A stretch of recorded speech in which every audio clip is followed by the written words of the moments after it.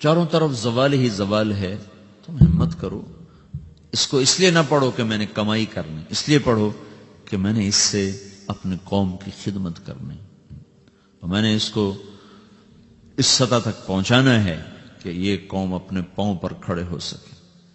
اور اس کے ساتھ جب تم اللہ کی بارگاہ میں سجدوں سے اس کو راضی کرو گے اور اس کو آگے رو رو کے مانگو گے تو اللہ تعالیٰ تمہیں راہیں بھی سجائے گا، راستے بھی بتائے گا، موقع موقع پر تمہاری رہبری فرمائے گا۔ ایک دوسرے کو گالی نکالنے سے بچو، جب کوئی قوم گالی نکالتی ہے تو اللہ کی نظروں سے گر جاتی۔ اللہ کے نبی نے فرمایا وَإِذَا تَصَابَتْ أُمَّتِي سَقَطَتْ مِنْ عَيْنِ اللَّهِ، جب کوئی قوم جب میری امت گالیاں نکالیں گے تو اللہ کی نظروں سے گر جائیں گے۔ اور میں تمہیں بتا رہا ہوں کہ بیت اللہ کو توڑ دینا چھوٹا جرم ہے، اور کسی مسلمان کو ماں بیٹی بہن کی گالی دینا یہ بڑا جرم۔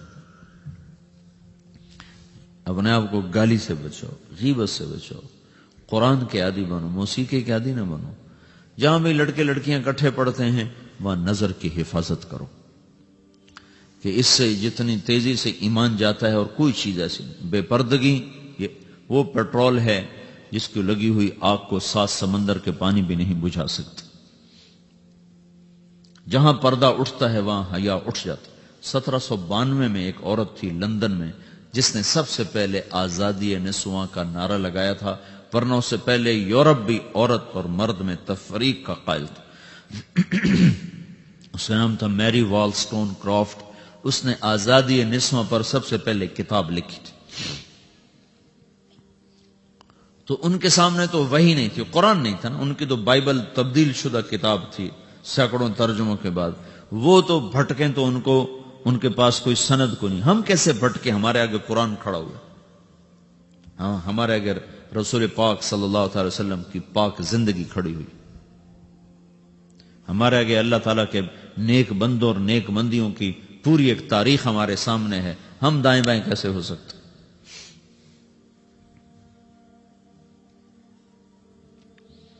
تو چونکہ ہم ایک فریب کا شکار ہو چکے ہیں، اس کا تو ہمارے پاس کوئی توڑ نہیں ہے، لیکن اتنا تو ہے کہ بھئی تم اپنی نظروں کو جھکا کے رہو اور اپنی نظر پہ پابندی رکھو کہ یہ غلط نہ اٹھے، کہ میرا اللہ قرآن میں کہتا ہے یعلم خائنۃ الاعین، جب تیری نظر غلط دیکھتی ہے تو یاد رکھ میں دیکھ رہا ہوں، تو مجھ سے چھپ کے نہیں دیکھ سکتی، وما تخفی الصدور، اور تمہارے دل میں آنے والے غلط چیزوں کو میں پڑھتا ہوں۔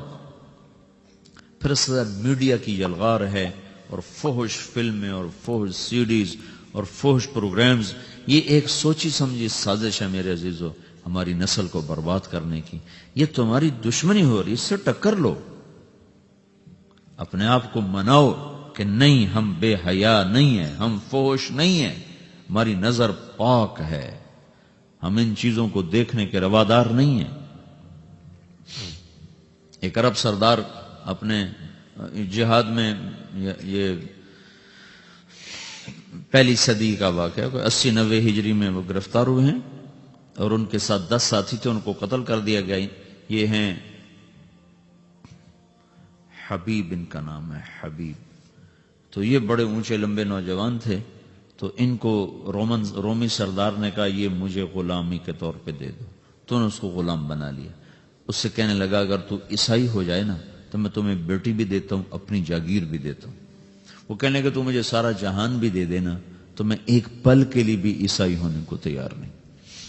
تو اس نے دیکھا کہ یہ اس طرح نہیں مانتے، تو اس نے ایک لڑکی کو تیار کیا اور ایک کمرے میں ان کو، ایک گھر میں ان کو بند کر دیا، 3 دن کا وہاں راشن رکھا، اور کہا اس لڑکی کے ذمہ لگایا کہ تم اس نوجوان سے بدکاری کرواؤ، جب یہ بدکاری کرے گا تو پھر سب کچھ کرے گا۔ 3 دن 3 رات وہ لڑکی سارا زور لگا بیٹھی، حبیب بن عمیر۔ تیسرے دن وہ پکار اٹھی، بھائی تو کیا چیز ہے؟ تو لوہے کا ہے یا پتھر کا ہے؟ نہ تو دیکھتا ہے نہ تو نے کچھ کھایا ہے۔ 3 دن 3 رات وہ لڑکی اس نوجوان کی آنکھ کا پردہ اوپر نہیں اٹھا سکی۔ تو وہ 3 دن کے بعد کہنے لگی تجھے روکنے والا کون ہے یہ تو بتا، من یمنعک منی، تمہیں کون روک رہا ہے مجھ سے؟ تو کہنے لگی میرا رب ہے جو میری شہرک کے قریب ہے، مجھے اپنے رب سے حیا ہے، وہ مجھے روک رہا ہے۔ وہ کہنے لگی تیرے جیسے کو میں قتل ہوتا نہیں دیکھ سکتی، میں تیری نجات کا راستہ خود نکالوں۔ تو کچھ دنوں کے بعد آئی اور زاد راہ اور کھانا اور سامان اور اس کو دیا، اور باہر نکال کر کہا کہ یہ ستارہ ہے، اس کو اپنے سیدھے ہاتھ پہ رکھو، رات کو چلو دن میں چھپو، کچھ عرصے کے بعد تم اپنے وطن پہنچ جاؤ گے۔ یہ حیا تھا جس نے پتھر کو بھی موم کر دیا۔ یہ تو پرانا قصہ ہے، چند دنوں کا قصہ آپ کو سناتا ہوں۔ ایک نوجوان ہمارا تبلیغی دوست گلاسگو میں رہتا تھا، وہ بیمار ہو کے ہاسپٹل گیا ہے، تو اس کی جو اٹینڈنٹ نرس تھی اس نے 3-4 دن کے بعد کہا کہ آپ مجھ سے شادی کریں گے؟ اس نے کہا میں مسلمان ہوں، تم کرسچین ہو؟ کہا میں مسلمان ہو جاؤں گی، اگر آپ شادی کر دو تو میں مسلمان ہوں۔ اس نے کہا تم کس وجہ سے مجھے یہ پیشکش کر رہے ہو؟ وہ کہنے کہ میں 3 دن سے تمہیں دیکھ رہی ہوں، تو کہ تم نے ایک دفعہ بھی نظر اٹھا کے مجھے نہیں دیکھا، میں نرس ہوں، میری زندگی یہاں گزری ہے، میں نے کوئی نوجوان ایسا نہیں دیکھا جو لڑکی کو دیکھ کے نظر جھکا لیتا ہو، میں پہلی دفعہ اپنی زندگی میں کسی کو دیکھ رہی ہوں کہ جب اس کے سامنے میں آتی ہوں تو اس کی نظر جھک جاتی ہے، تو مجھے یقین ہو گیا تیرے اندر سچائی ہے۔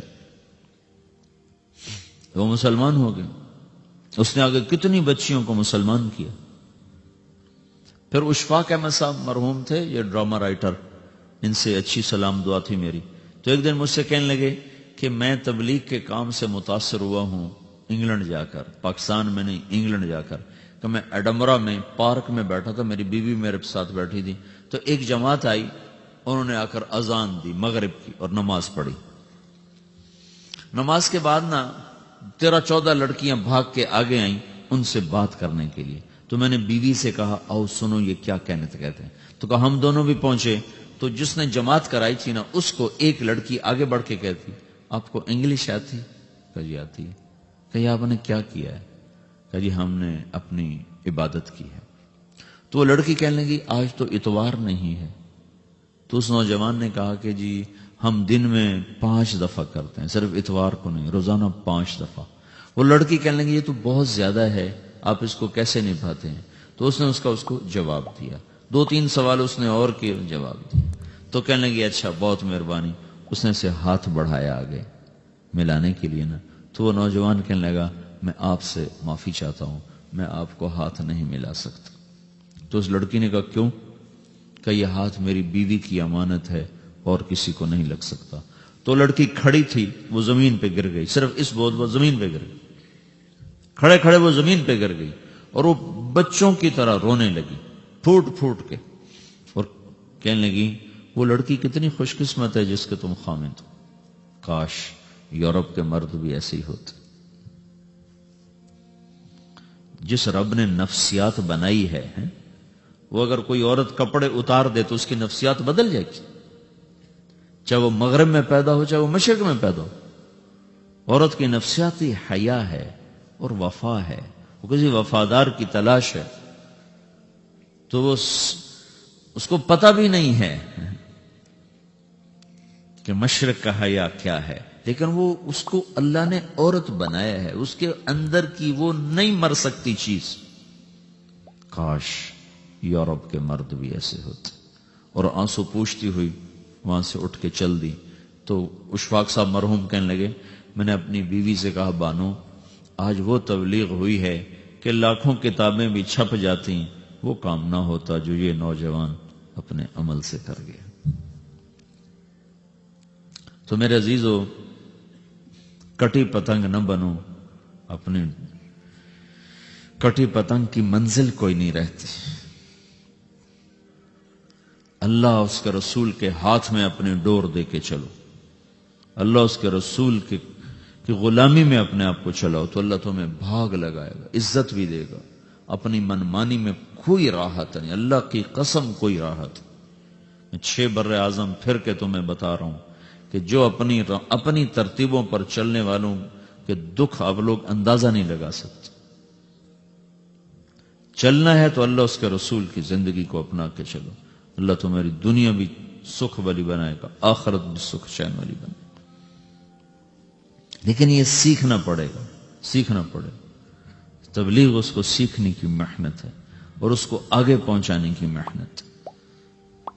تو یہ عمر ہے، اس وقت ساری دنیا اسلام کے لیے تیار ہے، چونکہ نظریاتی طور پر دنیا شکست کھا چکی، کسی کے پاس کچھ نہیں۔ تو ہمارے پاس ایک ایسا خوبصورت نظریہ ہے کہ جو ان کو بڑی تیزی سے اپنی طرف کھینچ سکتا ہے، اور اللہ کا احسان ہے کہ تیزی کے ساتھ نسلوں کا رخ اللہ کی طرف ہو رہا ہے۔ تھوڑی ہمت کرو، چھٹیوں کا وقت تبلیغ میں دو، باقی وقت اپنی تعلیم کو دو، گھر جاؤ تو ماں باپ کے خادم بن کے رہو، نوکر بن کے رہو۔ جب میں کالج میں تھا تو ماں باپ کا پتہ ہی نہیں تھا، جب دین میں آ گئے تو ان کے ساتھ رہنے کا وقت تھوڑا ملا، وہ جلدی چلے گئے دنیا سے۔ لیکن مجھے جتنا وقت ملا جب میں گھر میں جاتا تھا تو میرا باپ بڑا آدمی تھا اپنے علاقے کا، تو میں نوکروں کو اس کے قریب نہیں آنے دیتا تھا، میں خود اس کو دباتا تھا، خود اس کو اپنے باپ کو میں تیل لگاتا، ان کے پاؤں دباتا، سر دباتا، کمر دباتا۔ نوکر کے دبانے اور بیٹے کے دبانے میں بڑا فرق ہے، نوکر تیل لگائے اور بیٹا تیل لگائے بڑا فرق ہے۔ تو ان کے رومے سے نا میرے لیے دعائیں نکلتی تھی، دعائیں نکلتی تھی، دعائیں نکلتی۔